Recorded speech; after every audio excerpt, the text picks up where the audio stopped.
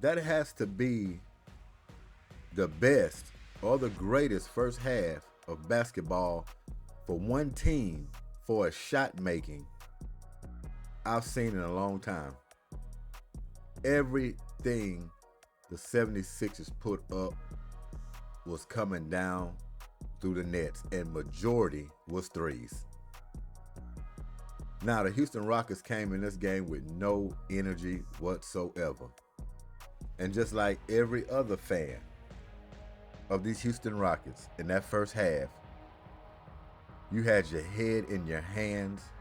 You trying to figure out how could a team come out with a 6-game winning streak and put out that type of performance. No energy, no fire, lethargic. And this team was running up and down the floor looking to put the Houston Rockets away, and that's exactly what they did. Up to a 25-point lead. 76ers were hustling, they were scrapping, not only hitting threes, but driving to the hole, hitting every tough layup that you could find. And you just sit back and you look at this game and you're like, okay, when is it going to end? A team can start out hot, but you believe it's going to filter off maybe the second quarter. Never did. They stayed hot. They stayed aggressive. Quentin Grimes, if you didn't know who this guy was, you know who he is now. And really, I didn't know he was that close to Houston. So that explains the fire he came with tonight. The shot making by Quentin Grimes, broadcast said it best. It was just as good as Kevin Durant coming in the building, lighting you up. Any major superstar in this league, that's what it looked like by Quentin Grimes. The shot making, the driving, the quick hitch, getting to the basket, tough layups, and the Rockets were sleepwalking that whole first half. It was some key things that happened in this ball game that really turned it around. First, M.U. Doka recognizing early in this game, no energy. They're coming out there like they wasn't even involved in the game, wasn't interested in the game. And what did he do? He went to his bench, what we always talk about for weeks. If you don't come out there with the energy, it's time for you to go sit on the bench. The first move he made early was sending Alper Sengun to the bench. Not shuffling his feet, not playing with no defensive intensity. They were shooting threes. They were picking on him. He wasn't sliding his feet. He just wasn't in the action quick enough to at least contest, at least stop some of those threes. His rotations are just bad. Emu Doka got him out of there. As far as his offense, he just didn't have enough awareness on offense to start early.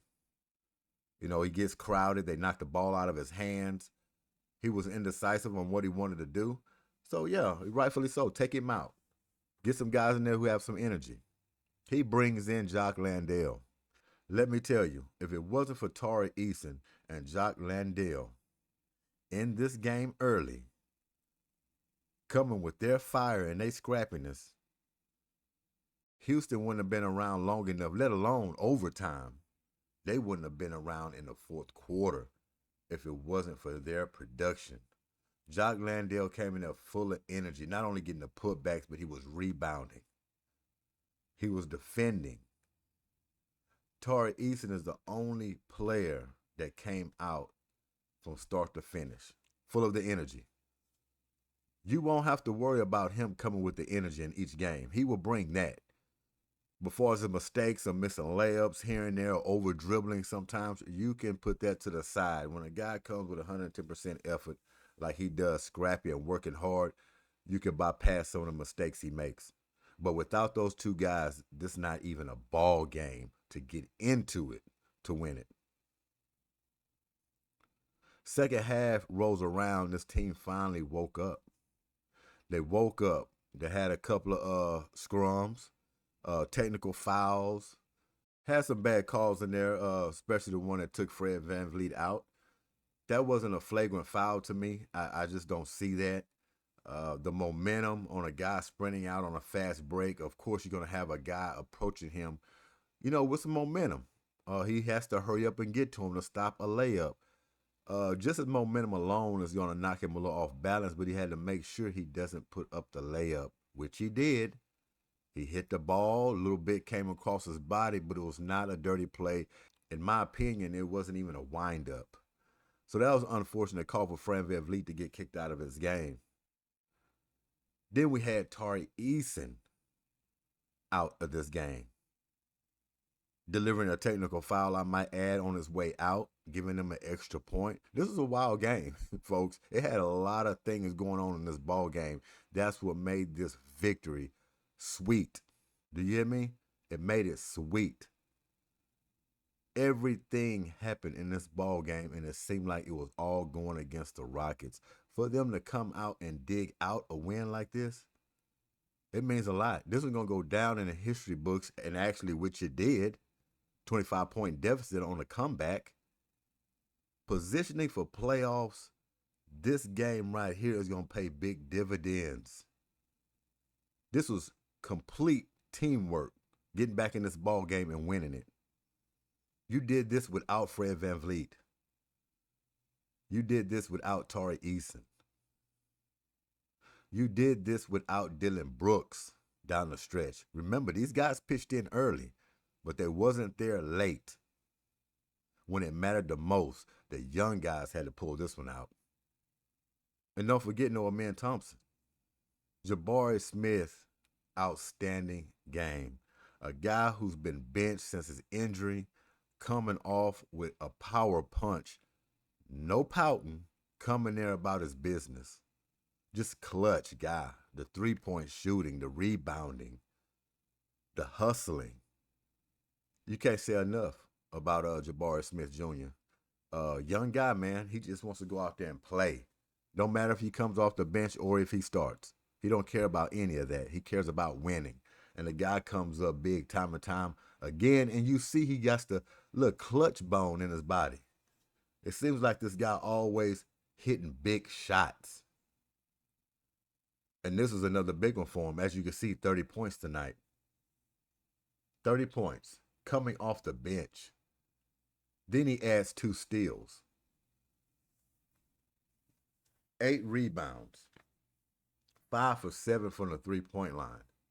11 for 17 from the field. Just outstanding production off that bench.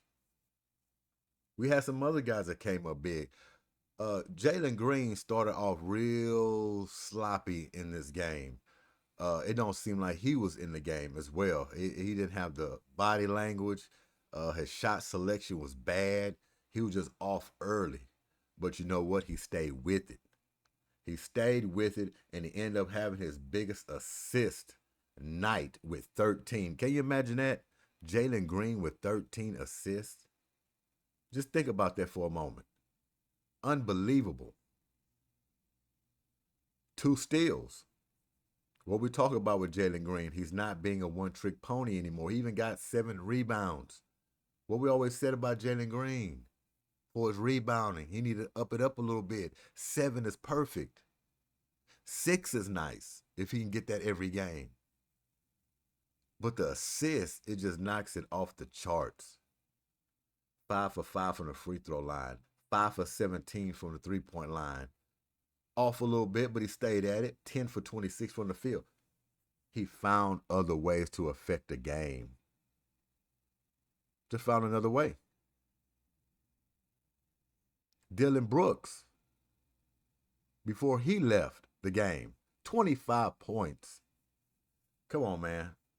2 steals, 5 assists, 6 rebounds. 5 for 11 from the three-point line, 8 for 19 from the field. This is scrappiness, folks. Nothing pretty. It's just flat out just getting the job done. Pitching in where you can, any way you can help to get a victory. That's what you do. Alperen Sengun getting benched in this game. Alperen Sengun could have just pouted. I agree. When he went out, yeah, he was frustrated. You could see it in his eyes. When he came in the game, it bothered him. It bothered him bad. But he has to understand you have to start the game ready to go. He didn't start the game ready to go. What he do? He gets inserted back in the ball game. He didn't pout. He didn't put his head down. He just played ball. Yeah, upset, but he still played ball. Now I got two things. I want to praise Emu Doka, but at the same time, I want to put a foot in his ass. But we're going to praise him first. We're going to give him a shout out first. Emu Doka diagnosing, understanding, and realizing early that this team didn't have the fight and the fire to start this game, he immediately went to the bench. Throughout this game, the combinations that he was putting together, he was putting players out there who was going to produce, who's going to get down, pull those shorts up, and going to play some defense and be all over the floor. He found the right combinations for the job. You have to give him praise for that. I told you, Emu Doka coaches on the job. He ain't waiting to the next game. He's not going into a game with a game plan and sticking with it and not willing to switch anything up. No, he coaches second by second, minute by minute, quarter by quarter. What he sees on that basketball floor, that's how he coaches. He can scrap a game plan in a minute and go with something else. That's what makes him great. That's what makes him Emu Doka. He put the right combinations in this game for this comeback, realizing it early. He's not going to sit back and hope things turn around. Oh, no. So we have to praise him for that. Now I want to put a foot in his ass real quick. And I know all you Houston fans out there looking at it, feeling the same way. When you got 6 seconds left, the first thing you're thinking about, you're down by 3. You got to get something quick. Somebody's already going into the action on the inbound, going into the three-point shot.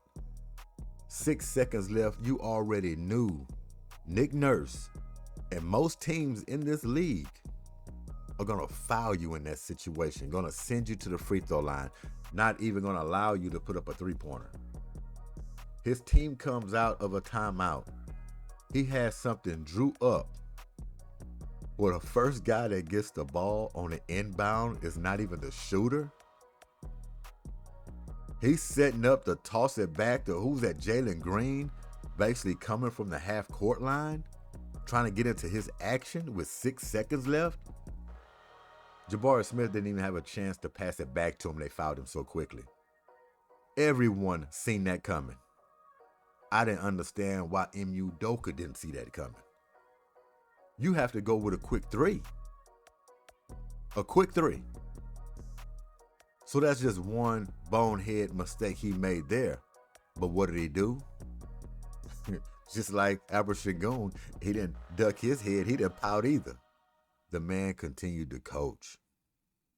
He went double big again at the free throw line, putting Steven Adams on one side, Albert Shagun on the other. That's when Albert Shagun got inserted back in this game after being sitting for so long. He comes in and he makes the big play to send this game into overtime. Go figure. Go figure. Then in overtime, they go right to him. Emu Doka rewards him, puts him back in the game, and he's rolling with him in overtime.